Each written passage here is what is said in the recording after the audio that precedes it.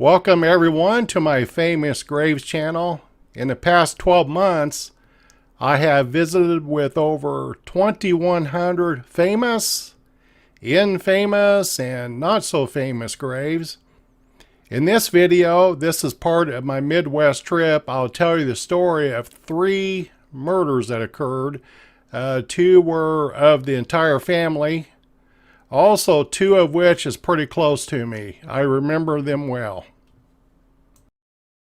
We are in Hollandsburg, Indiana, which is located about 40 miles west of Indianapolis, probably 15 or 16 miles south of Crawfordsville. Crawfordsville is where the bad guys lived.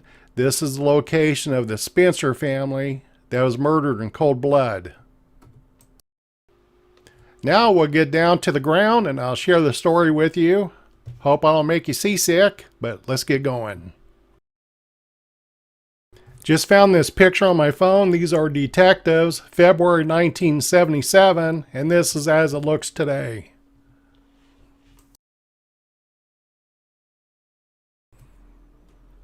It was February the 14th, 1977, 3 days after my 18th birthday. 4 punks. The ringleader was Roger Drollinger, age 24. Michael Wright, age 20. Daniel Stonebreaker, age 21. And Billy Smith, age 17. By the way, I worked with Danny Stonebreaker at Standard Grocery in Crawfordsville for a short time. Interestingly, later in life, I became an insurance agent after my grocery store days. I ended up insuring Drollinger's wife. She said to me with a straight poker face, you won't need to list Roger on my policy as a driver. And at the time, I couldn't tell if she was just messing around or if she was dead serious. She's nothing like Roger. Very sweet lady, got caught up with some punk. What happens is the 4 punks are out riding around. They come to this location and they see the vehicles in the drive, which are nice. So they thought there was some money here. So they bust in, make them all lay on the floor. One by one, they shoot them in the back of the head. They also shoot the mother, Betty Jean Spencer. It blows her wig off. They think she's dead. They leave her for dead. They search the house, looking for money, drugs, and firearms. When they flee the scene, Betty Jean, the mother, makes her way to a neighbor's farmhouse, and they call the police. These killings make national news. I remember seeing Walter Cronkite on CBS announcing what happened here. It really shook up this area. This is a conservative part of Indiana. I remember this well. I remember like it was yesterday. It really hit home. I started locking my doors for the first time in my life, and to this very day, I still do. Now let's go over and visit the cemetery, since this is a graveyard channel. We'll meet up with my wife, Leanne. We've been married for 41 years. She'll tell you about some of her thoughts at the time. Leanne, you grew up in this area? I grew up in Indianapolis area, Crawfordsville. Do you remember February the 14th, 1977? Yes, I do. Okay, where were you when you heard of these murders? I had just gotten off of work at Montgomery Savings, and I had gone home and had saw it on the news. What, were you surprised in this small community? Yes, and scared. And very scared. What size of town is Crawfordsville? At that time, well, less than 50,000. I think it's about 10 to 12,000. 10 to 12. Then, and this is even a smaller community than that, Hollandsburg, Indiana. Well, kind of just tell me, I think you were newly out of high school then? Yes, Yeah. I graduated in 76 and the murders happened a year later in 77. Yes. And did you start locking your doors? Yes, because I lived by myself in an apartment downtown. I lived behind what is now the new library, but at the time I believe it was a Masonic temple or something like that. It was a place that people met, and I lived in a house that's no longer standing there. It used to be a parsonage to that church. And but the thing that I remember most, they didn't catch them right away. And I had come home from my mom's place, and it was after midnight. And there were two cars parked in the alley, which I lived in the alley. Two cars parked in the alley, and not thinking, I get out of my car and I go into my apartment and everything. And then I see these guys exit their vehicle, and there was four of them. And then I was thinking, oh, well, this was really stupid. I should not have gotten out of my car. I should have just took off my car and went back to my mom's. But instead, I was kind of watching them, and then I see them get out of their car. So by then, I've called my mom, and I'm all scared, and I tell her she has to come and get me because I'm not about to walk out there and get in my car again because I didn't know what else was going on. And I had a friend at the police force, Alan Plunkett, and I called down there to have him come and investigate. And I believe that they did come before I had left, before my mom had come to pick me up the second time. And he told me there was nothing to worry about. I don't know what those men were doing back there, but it wasn't who they were looking for. But my mom came and picked me up anyway because everybody was just unnerved because these guys were running loose and nobody knew where they were. And it was a very scary time. Prior to the murders, were you ever fearful in Crawfordsville? No, never. No. And how long did it seem to take to find out who their murderers were? To find out who they were? To catch them. It seemed like it didn't take them just a few days, but it was just trying to get them. Mm-hmm. So I think when that incident happened, for my mom to come and pick me up, I think a week or two had gone by. I'm not really sure about the timing, but it had been a few days, and they had not caught them yet. Well, I think it's a little longer than that. And Drollinger is so bold that he was due in drug court the very next day, the 15th of February. So he shows up for drug court with blood on his hands. And yeah, we started locking our doors then, and to this very day, these murders come to mind when we lock doors. It changed this part of the country overnight. Yes, it did. Amazing. And it's still very angering today to think about it because it was a needless, senseless murder because of drugs. Everybody wants you to believe that drugs don't hurt you and drugs don't cause any problems, but these four young men could have lived out their lives had drugs not been involved. And these were four young Christians, solid family, they all were.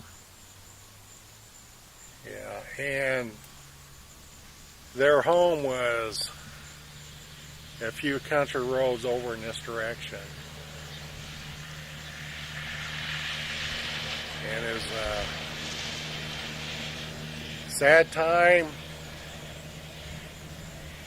February 1977. The victims are Gregory Brooks, age 22. He's the son of Betty Jean from a previous marriage. Ralph Spencer, age 14. Raymond Spencer, age 17.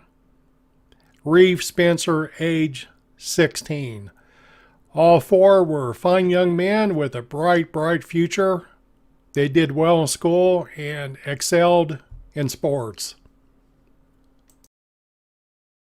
Right across from the boys is the final resting place of Betty Jane Spencer. She dies October 26, 2004 at age 71. She was only 44 years old when this happened.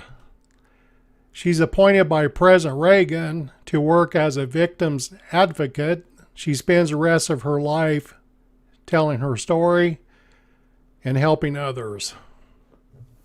Also here at Mount Moriah Cemetery in Hollandsburg is the father's grave, Keith Spencer. The evening of February 14th, 1977, he leaves for work, heading to his job at Indianapolis, where he works as a cameraman for a news station. Upon arrival, he learns of the cold-blooded killing of his family. Man, you can just imagine. He has to make the 40-mile drive back home. Needless to say, this wrecked his marriage to Betty Jane. He remarries on September 10th, 1990. Boy, this is a sad one.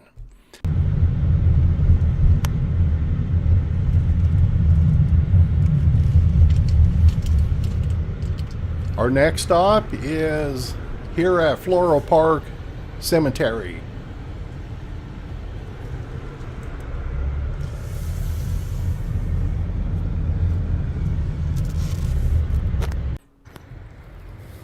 We're now in Indianapolis, Indiana. We're walking up on the infamous grave of Steve and Judy. Look at this. Somebody left a coin on the grave. This usually is a sign of respect, but interesting. Steve and Judy is convicted of the cold-blooded killing of Terry Lee Chastine and her children. Initially, he denies killing Terry Lee or the children. Later, he says he did, but not the children. Later, he confesses to killing all four. 24-year-old Steve Judy is, by his own admission, a misfit. He is also a man eager to die. In and out of jail for the past 11 years, Judy faults society for what he has become. Most of his crimes have involved women. He admits committing up to 13 rapes since he was 12 years old. And Judy believes his victims are to blame. Women are gullible. All that I've met. Judy met Terry Lee Chastine and her 3 small children the morning of April 28, 1979. On that day, Judy admits he abducted them, drove them to this Indiana creek, where he raped and strangled the woman, and when the children cried, threw them into the water to drown. Now, hours before his own death, Judy still has no regrets. I just don't think about it. I'm not sorry for the things I've done, because I've lived my life the only way I knew how.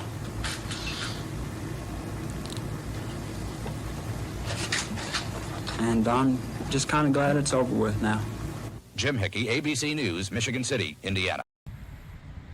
After his full confession, he begs for the electric chair. He waives all of his appeals against the advice of his attorneys. The state of Indiana gladly does this. They rush him to the front of the line. He dies 1981 in a hot chair. Here's a pretty good book. In fact, it's the only book I can find on this subject. This is the home location of Terry Lee Chastine and her children, her 3 small children. She's living here with a young fella by the name of Jack Lane. Now, I don't have the apartment number, but it was in this complex.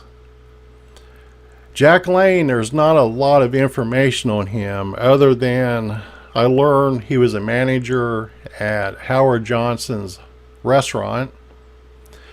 Terry Lee works at Marsh Supermarket in a produce department. When you work produce in a grocery store, you usually start pretty early in the morning to set the racks up. You got to pull the old product off and put on the fresh stuff. So about 6:30 a.m. she leaves this complex, and typically she would take this surface road up to 10th Street. This is 10th right here. This is 10th. Now she's heading west, and she gets up on 465. Now this is the main thoroughfare that goes completely around Indianapolis.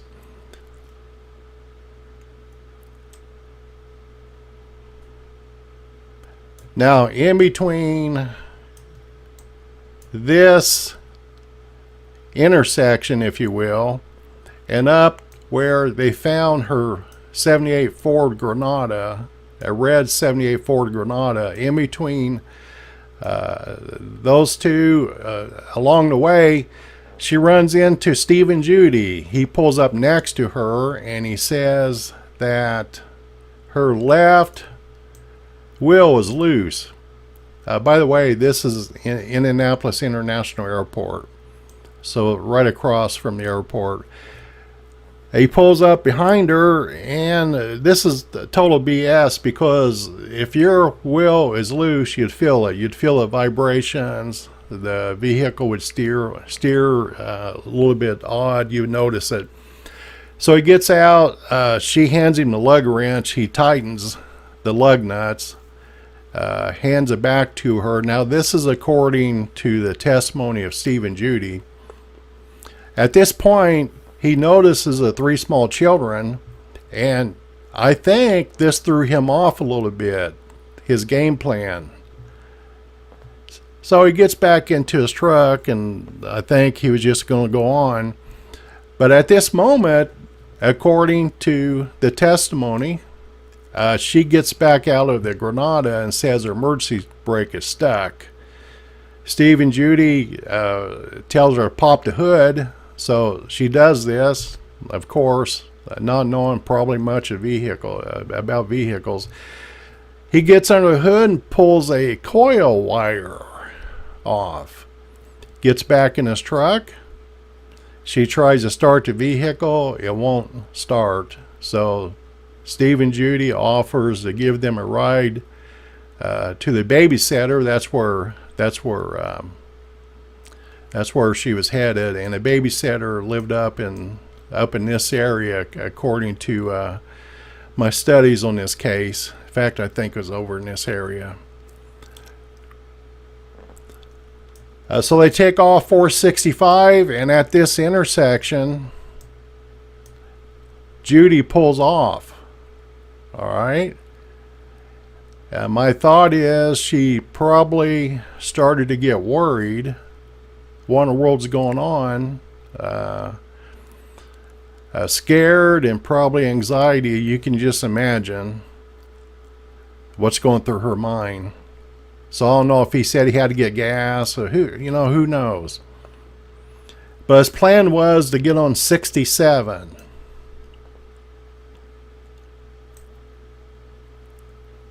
This is Route 67, which he was very familiar with. So he goes up the road,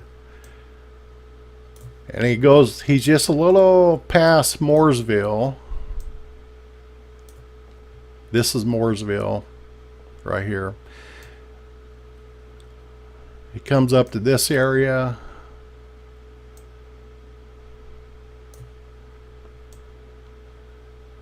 And he parks his truck alongside the road right here. We'll go down the street view. And if you look at this sign, that says White Lick Creek. Back in 1979, actually earlier than that, this guardrail wasn't here. I know this to be true because about 1975 through 1980, me and a couple of buddies would pull over here and go fishing. Would find catfish and bluegill, stripers.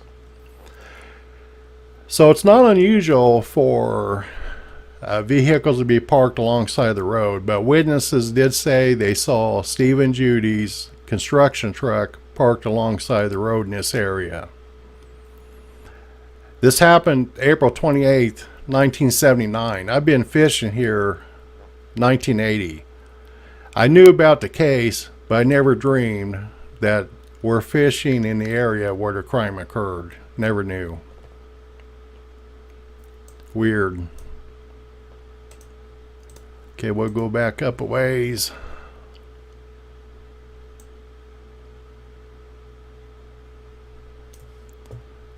Okay.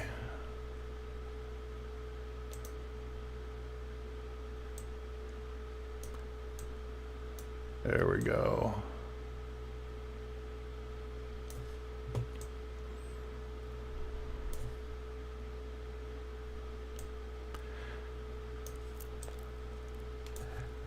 When you get out of your vehicle, you'll see trails and such all through here. So he walks her down to this area. And in 1979, remember this is April 79, Indiana gets lots of rain. In this, in the Google Earth map, the creek's down quite a bit, but in April, this is really a lot higher. You can tell by the sand here.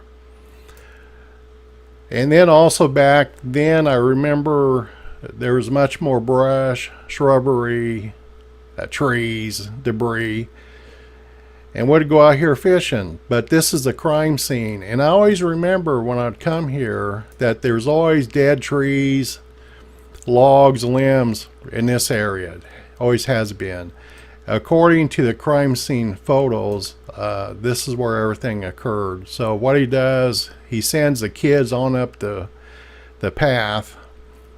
At this moment, he rapes and strangles Terry Lee Chastine to death. Drags her over to the water, throws her in the water, probably in this area. As the kids come back crying and screaming, one by one, this sicko throws them as far as he could out into the water, one by one. The Morgan County deputy sheriffs and sheriff find the 4 deceased people in the water. Oh boy. Now we're in Brownsburg, Indiana. Going to pay our respects to Terry Lee Chastine and Misty. They're both buried here. Mark and Stephen are down the road at another memorial park. I guess the story is they couldn't agree on where the 2 boys would be buried, so they're over where the grandparents are. Terry Lee was a single mother struggling to make ends meet. I know her apartment complex was in subsidized housing. Single mother. The thought comes to mind, if this happened today, she probably would have had a cell phone, plus there's just cameras everywhere.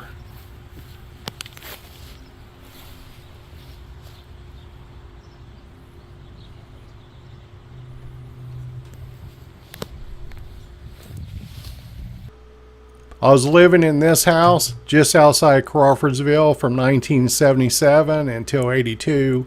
We talked about the Drollinger murders, February 14th, 1977. This is the home that I started locking the doors in that I talked about earlier in this video.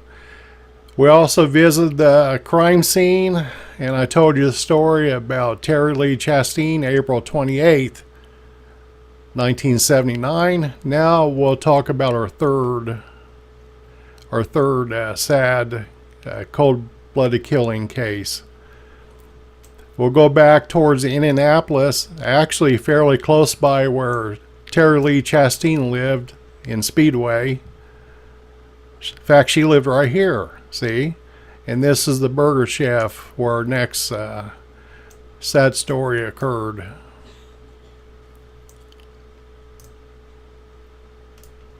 There we go. This was a Burger Chef back in the day. Incidentally, across the street was the Possum Holler George Jones Club. I'm a big George Jones fan. Okay, the Burger Chef, this occurred November 17th, 1978, and as 4 youngsters were closing up shop, they were abducted and murdered by 2 bad guys. It's one of the state's most infamous crimes, the kidnapping and killing of 4 Burger Chef workers in Speedway. Now the case is still unsolved 35 years later, but now investigators have a brand new theory. Our Night Beat reporter Jenny Runovich takes a very close look tonight at what police now believe about the crimes, and a story you will see here only on 13.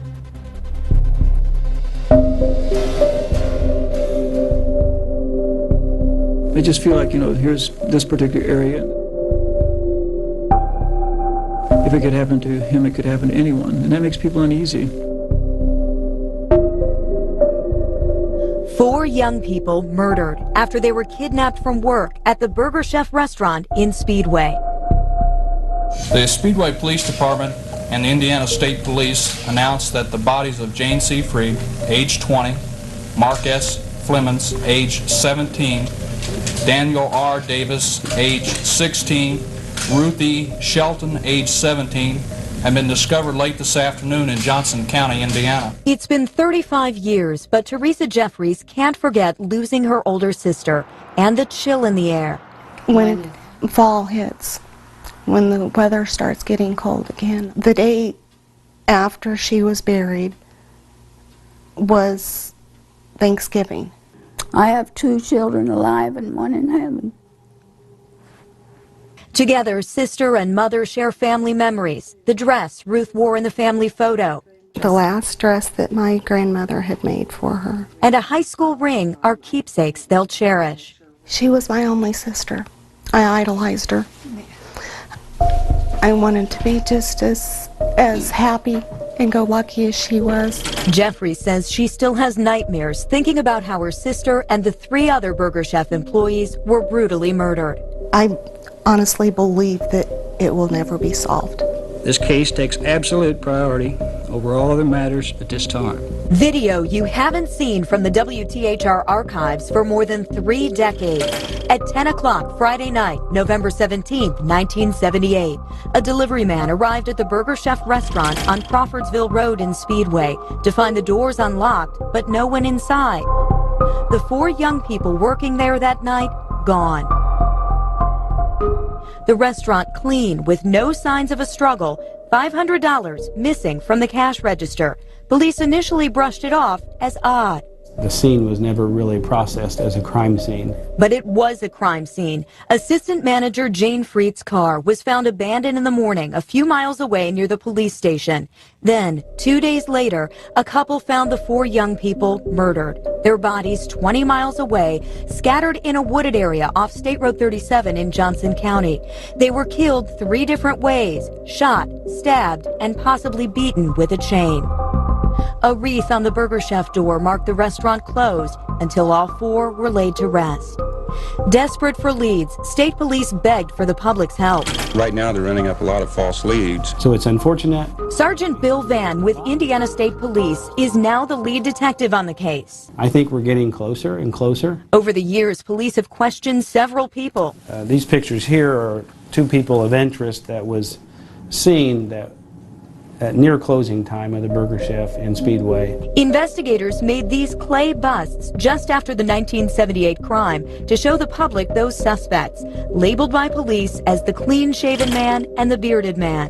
These 2, Sergeant Vann believes, were part of a group of robbers targeting Burger Chef restaurants. In fact, some of the same people questioned were convicted of robbing a Burger Chef on the Near East Side just after the murders. With the crime unsolved, the clay busts are still at police headquarters, a reminder of the cold case that shook a community so many years ago. Sergeant Vann believes at least 3 people in that group were involved in the murders. I believe that at least one of them did know the kids. That's the theory that I'm working off of.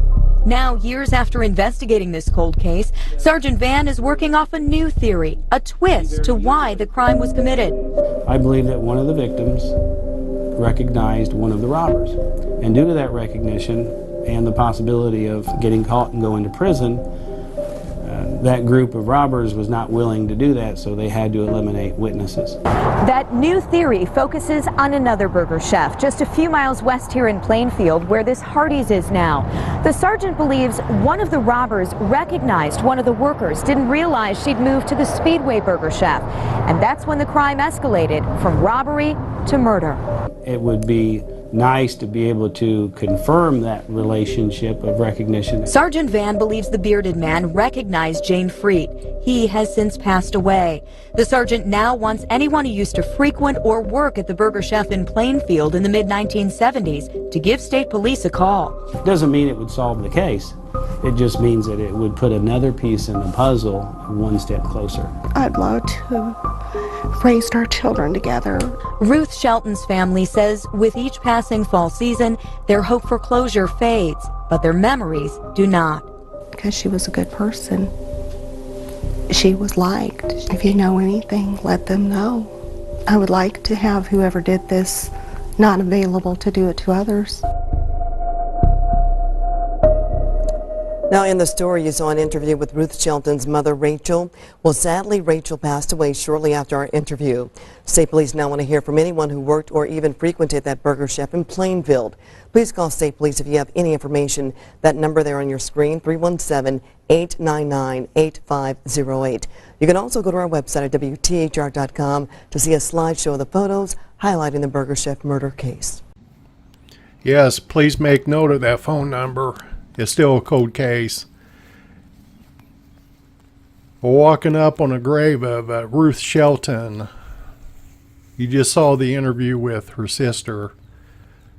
The other three victims are buried quite a distance away in other states. This crime occurred, according to the police records, November 17th, but I just noticed that on Ruth's stone it says the 18th, so it happened right at midnight, just after midnight. So the theory is she died later in that day on the 18th. Ruth is quite an individual. They say that she had plans to go on to college and become a kindergarten teacher. A very warm, likable personality. Everyone needs to be remembered.